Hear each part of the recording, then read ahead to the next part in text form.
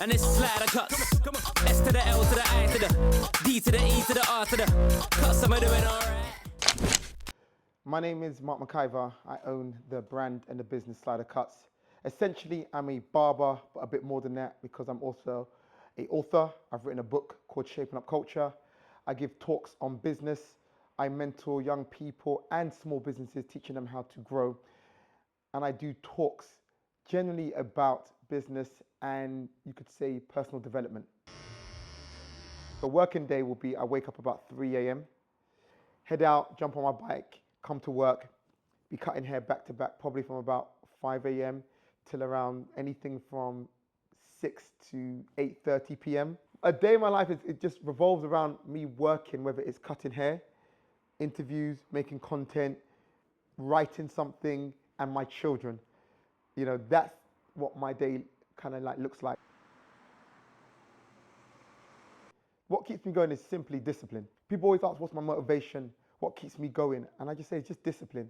Like I think in this day and age, so much people are looking for motivation, you know, or looking for some external thing to keep you going. And sometimes you don't need it. Sometimes you just need discipline.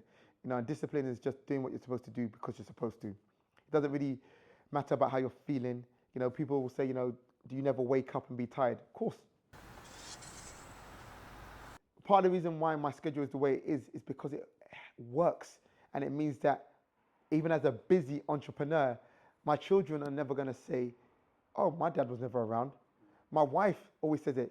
She goes, it's so nice, like just like having you around. Even when I got home the other day on Thursday, she said to me, she goes, there's moments like this, this is just so nice. And, you know, and I love that, you know, because many entrepreneurs and business owners don't have that same story. The way I built my client base was simply from working hard and training to be a good barber.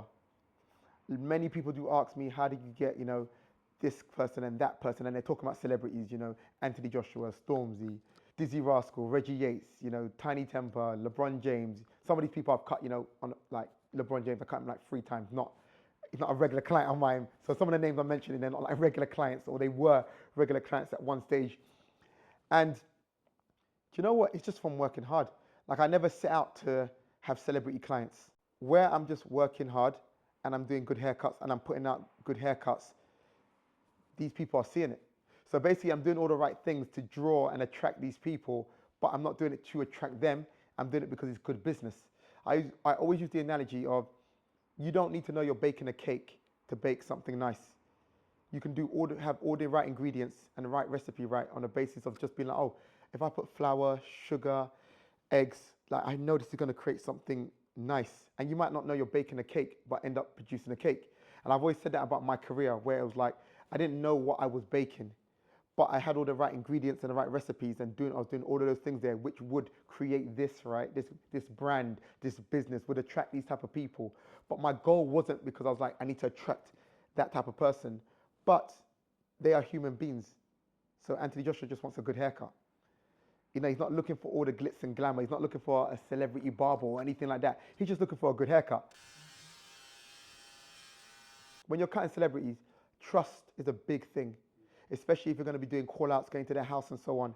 It's a massive thing. So that's the reason why I always say to people, it's not only the haircut they're looking at your character. People look for this thing of like, did you have a marketing agency? Did you sign up with this agent? No, I just cut hair and I treated every client as good as I could and treated every client how they should be treated, like because they're in my chair. And so much recommendations came from clients. Like people don't understand that people like LeBron James, that came from a recommendation from a client. You know, people like J. Cole, that came from a random client I was cutting. I don't know nothing about him. One day he just calls me and says, I'm with J. Cole, he wants a haircut. He was just a random client. I knew nothing about him. Opening up my shop was difficult, and it took me about 2 years to find the location, and it took me about 3 years altogether to open up the shop. And I didn't have the money, so finding the money was very difficult. I had to borrow off people, payday loans, credit cards, everything possible. I just drained just to find the money for this place, and that's why it was hard. There was just so much stuff and so much hurdles in building this shop, like that made it a struggle. But I'm happy I did it. Barbering has given me community. Like I love community so much. I love connecting with people. So I'm very fortunate to have a job where I get to connect with people daily. So I feel like it's given me something that me as a person, I yearn for, which is connection and community. So I thank God that I am able to be in a job that I get that. What is next for SliderCuts is I'm expanding the shop. So in January 2025, we're knocking out the back wall and we're going to add another 4 to 5 barber chairs. What I'd say is next for Mark Maciver is I'm going into a lot more mentoring. That's what I want to go into, mentoring people, mentoring businesses, training up people around business. And in 2025, I think I want to do a lot more of that. And I'd love to write another book as well. So through mentoring and doing talks, that will help me to create more ideas for my next book. So I'd love to do a part 2 of Shaping Up Culture. You've been in the cut with SliderCuts. Hello, mate. Straight London. SliderCuts got trims in abundance. All smiles when I walk in a function. When it comes to styles, he's got dozens fade. High top, juice cut, shape up, curking, parting, tapered, afro, box cut, level 1. Anyone come and get a trim. SliderCuts, a bit of it. What's your favourite haircut to do? Skin fade. I love doing skin fades. I love skin fades. Worst haircut? Worst haircut to do. I'm not great at scissor cuts. Who's been your most famous client then? My most famous client is LeBron James. Yeah. And is there anyone that you'd love to cut? Who would I love to cut? I would love to cut, I don't know. I haven't thought about that for a long time. Arsenal player or? I know you don't do footballers, do you? No, I don't like the schedule. It messes with my family schedule. But you know what? I haven't got anyone actually I really want to cut, to be honest, anymore. I'm thinking, no. Music? Jay-Z needs a haircut. Jay-Z doesn't want a haircut. Who's got the best haircut in football? The best haircut in football.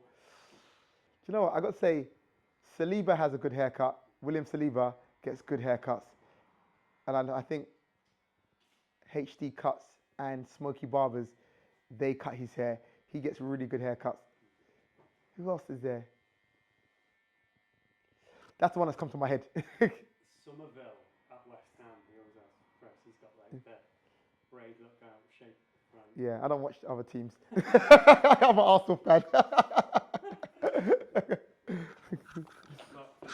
No way, thank you. Thank you. Thank you. It's a wrap.